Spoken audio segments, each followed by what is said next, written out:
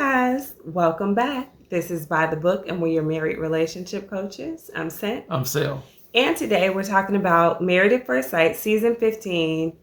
Where are they now? We're talking about Kristen and Mitch. Mm-hmm. And I'm going to have an unpopular opinion, right? Like... Unpopular? Yeah. Okay, I can't wait to hear. It's not uncommon for me to have an unpopular opinion, so that's fine. But I don't dislike Mitch like y'all dislike Mitch. That is unpopular. And I haven't, I haven't disliked him that much since probably mid-season.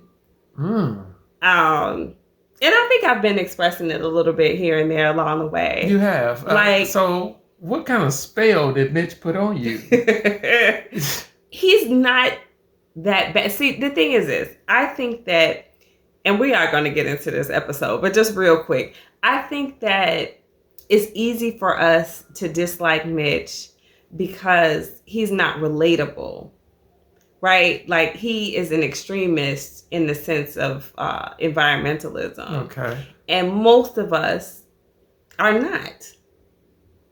Okay. You know, so it's easy for us to be like, okay, he's kind of weird. He's really quirky. He's kind of uptight when it comes to his passion. And then let him do anything that's like annoying or obnoxious on top of that. And then he's easy to paint as the bad guy.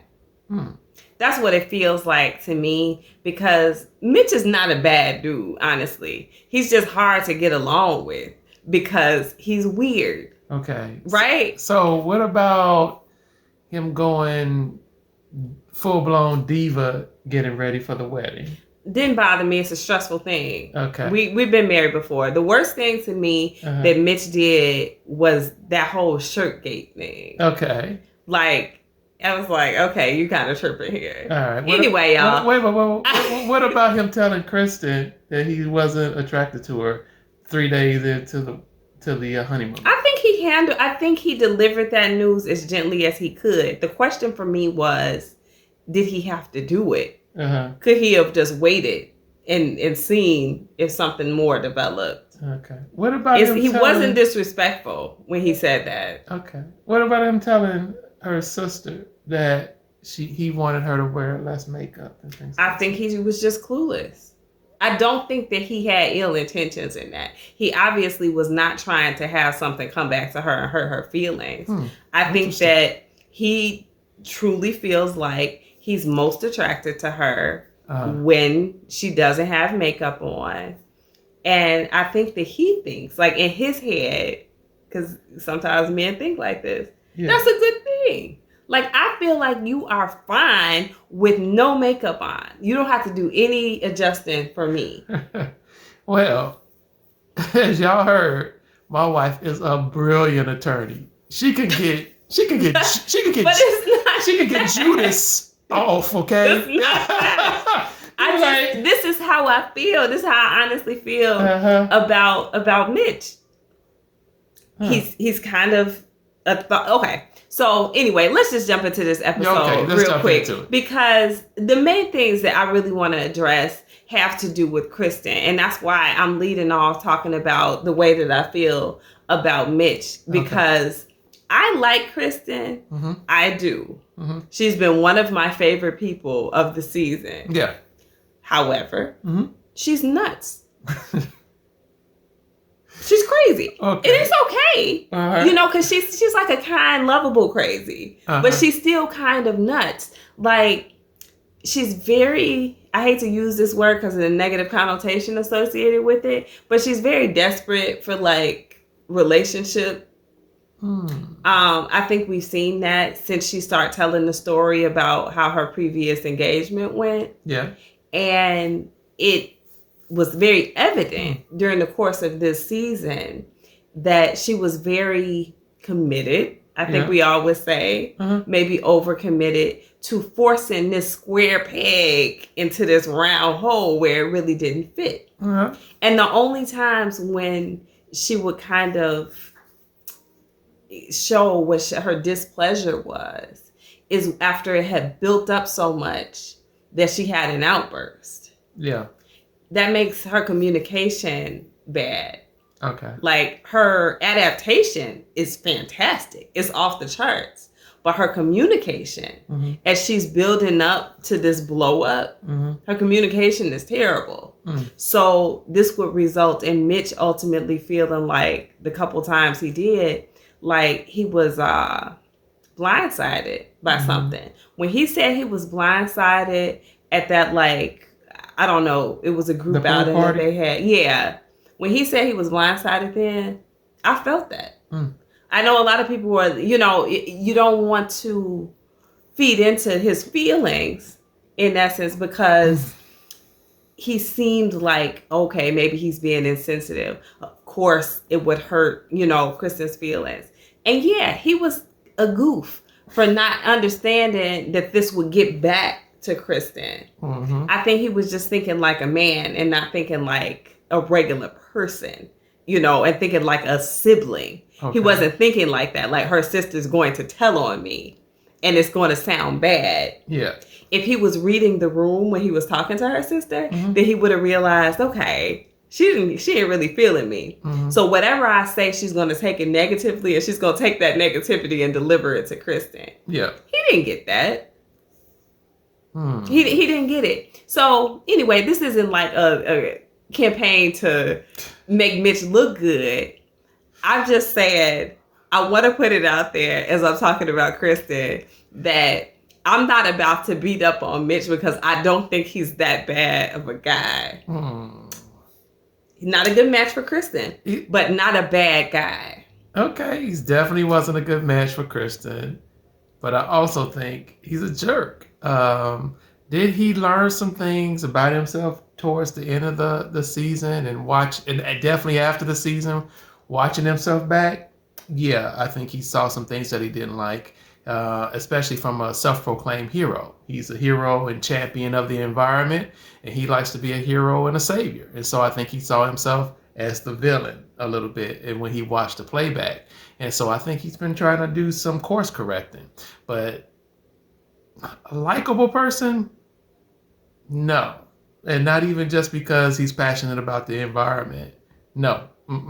No, I think he's an inconsiderate person who has no compromise to him. And so I'm not a fan of Mitch.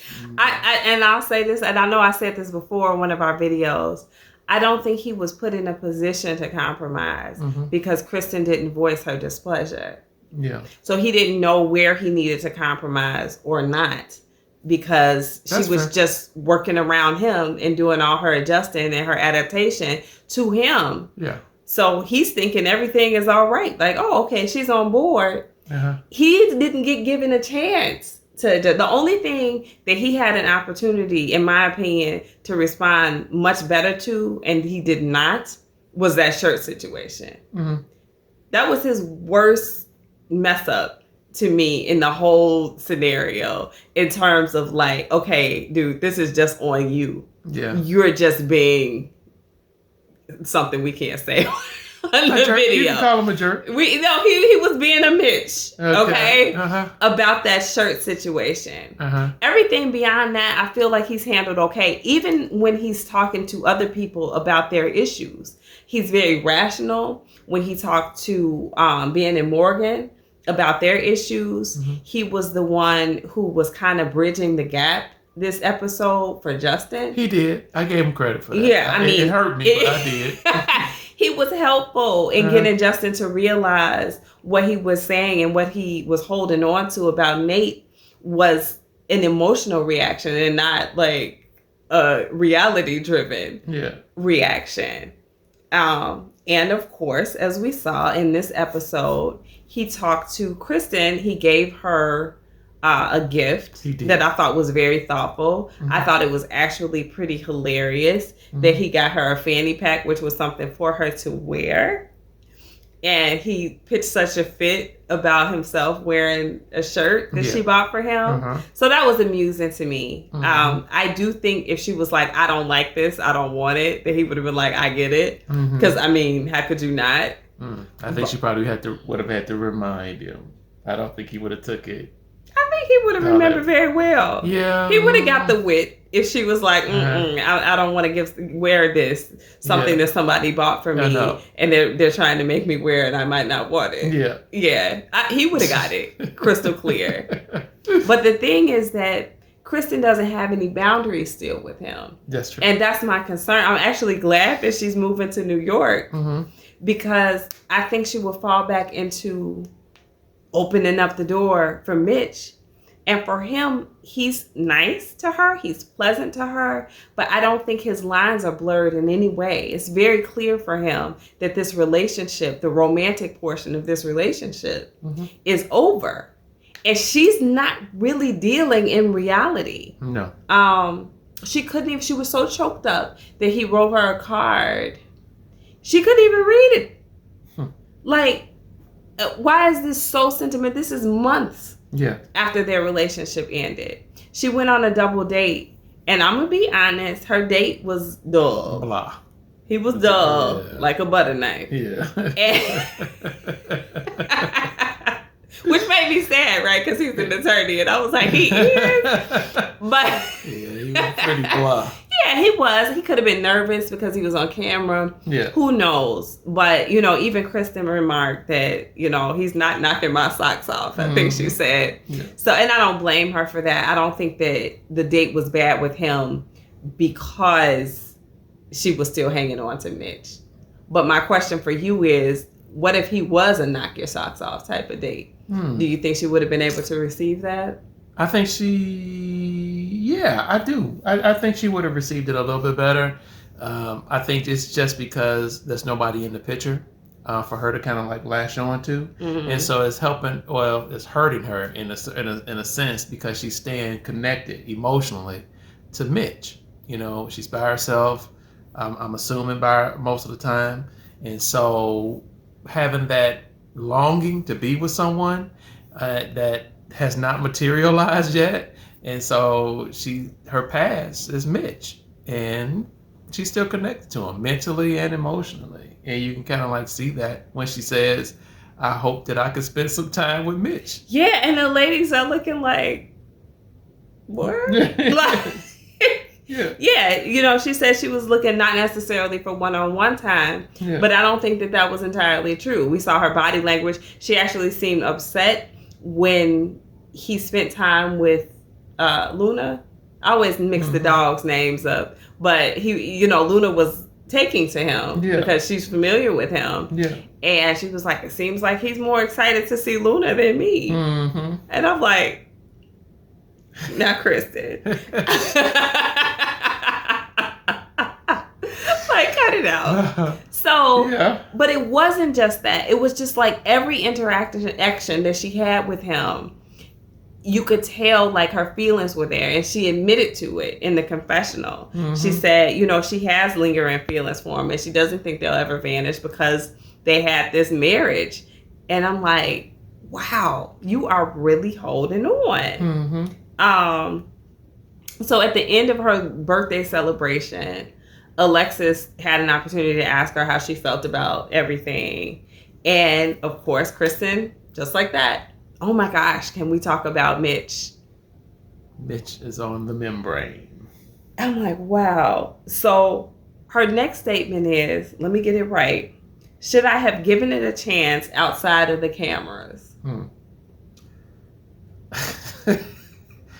I was just shocked. Even though I kind of felt that's the way she felt anyway, I was just so surprised that she said it, though, because after everything, after being told no on decision day, after going to the reunion, and she was, at the reunion, I was so proud of her because she actually turned him down. But she ain't really turn him down. Still, she but she didn't. Like, I mean, I know people are like, well, she said no, and that's fine. She did say no, but did she mean no?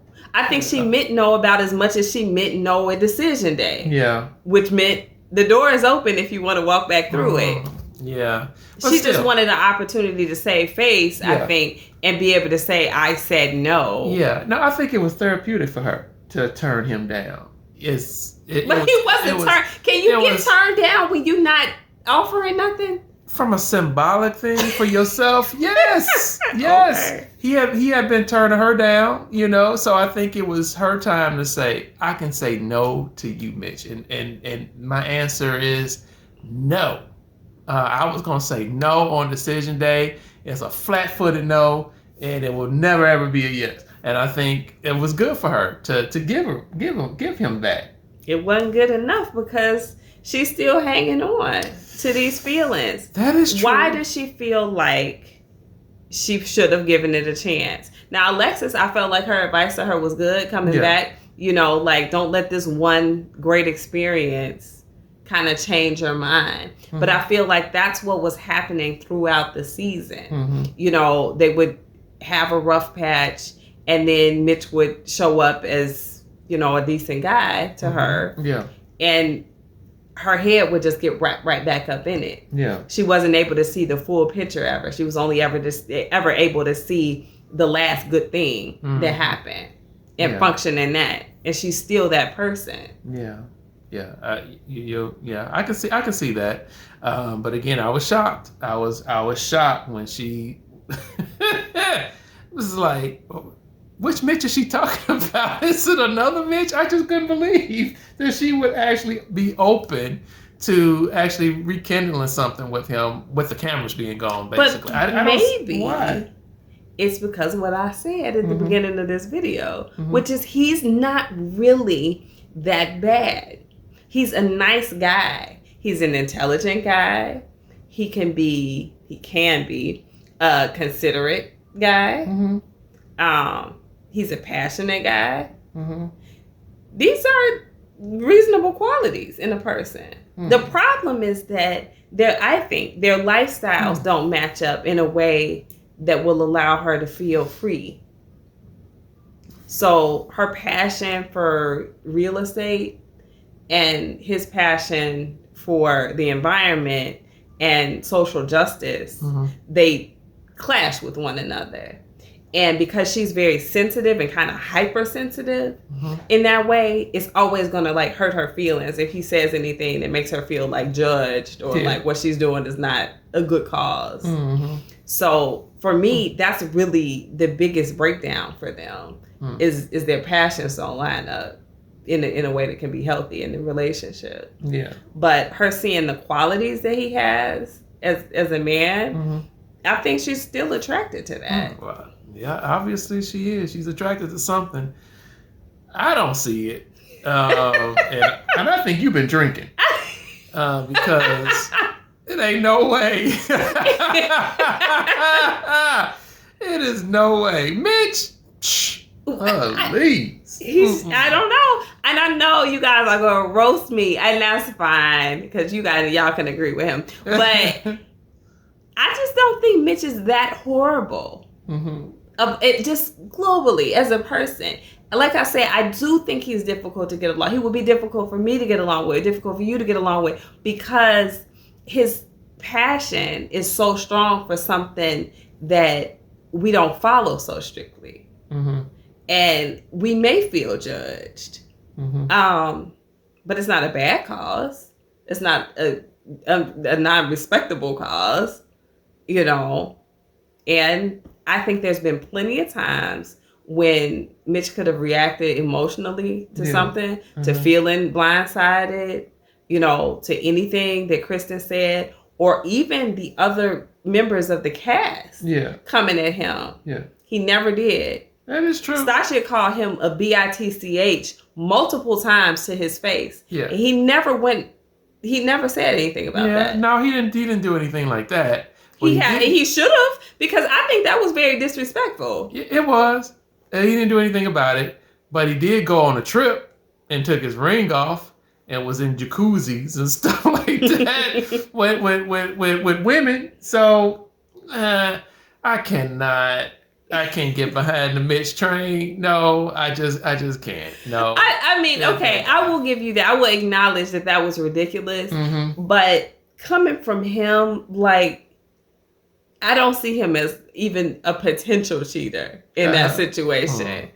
And I think I would have been somewhat unbothered. And I think Kristen, of all the things that she felt like he did to her, she seemed unmoved by that, actually. It didn't even come up in the after party, if I'm not mistaken. I mean, not the after party, I'm sorry, in the reunion. Yeah. I don't even think it came up. If it was a big deal, it would have come up. Yeah.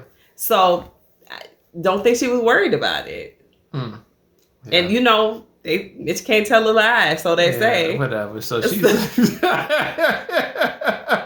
well, we both know that Kristen's judgment when it comes to Mitch is askew. So you know, so just like I can't even go with her. But we can go by the other people on the cast, and none of them are all that crazy about Mitch. Again, like I said, Mitch is hard to get along with. Mm-hmm. They had a water balloon fight, and he wanted them to pick up the pieces of the water balloon.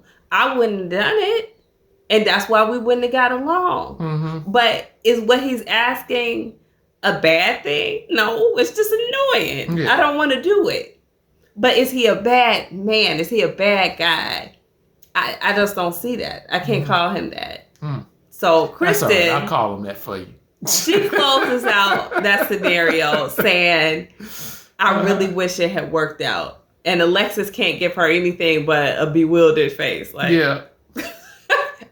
Alexis is nothing if she doesn't have her facial expressions. I love them. Yeah. But yeah, I mean, I don't know what to think for her going forward, because her boundaries in terms of like when she needs to cut people off, they don't exist. Yeah. And it makes me wonder about that past relationship, like if there were plenty of red flags for her before, 2 weeks or however many weeks it was. She said he had been cheating. But shouldn't she? I'm just saying, it makes me feel like it's things that she should have known ahead of that, and she may have ignored them. Yeah. And moving forward, because I don't think the door is open for her to walk in to get back to Mitch. So if she moves forward in future relationships, that's something that she's going to have to work on. Very true. Know when to fold. Yeah. Know when to walk away. Know when to run. Run, Kristen. Run. Yeah. So anyway, guys, again, I doubled down on my theory that she was going to say yes at decision day. She would, if he had tried to talk to her at where they met at her birthday party, she would have went for it. Oh yeah. And there isn't that's why I'm saying at the reunion, she didn't turn him down. Yeah. It's easy to say no when no has already been told to you. Yeah. Well, it's like I said, if somebody said, "Do you like her?" and you said no, and then I'd be like, "Well, I don't like him either." Mm-hmm. It's easy to say it then. If they had held up their cards together, hers would have said yes and his would have said no. Every single time. Most likely, yeah. I give you that. But I think sometimes you just got to claim a symbolic victory. And I think he had been rejecting her I won't say throughout the season, but on several occasions he did. Mm-hmm. And I think it was good for her to claim her self-esteem, to say, I'm telling you no now. I don't want you. And I think that was a good thing for her. I wish she would have kept it up for this episode, but she didn't. Poor Kristen. Go to New York and get away, get away from him. And don't run into another one. Yes. Because that's where she's headed. Yeah. Anyway, guys, let us know what you think. Just having some fun here talking about Kristen and Mitch. I would love to know if there's anybody who agrees with me that Mitch is not that bad of a guy. So I haven't seen anybody say that. So far, like throughout our videos, pretty much everybody is willing to like beat up on Mitch. Yeah. And he's easy. He's an easy target. I can say bad things about him too. But when I try to look at the bigger picture, what type of guy, what type of character I think he has, I just don't see it as being that bad. Unpopular opinion. So, like I said, guys, drop those comments below. Let us know what you think. Like, share, and subscribe. We'll talk to you soon. Bye.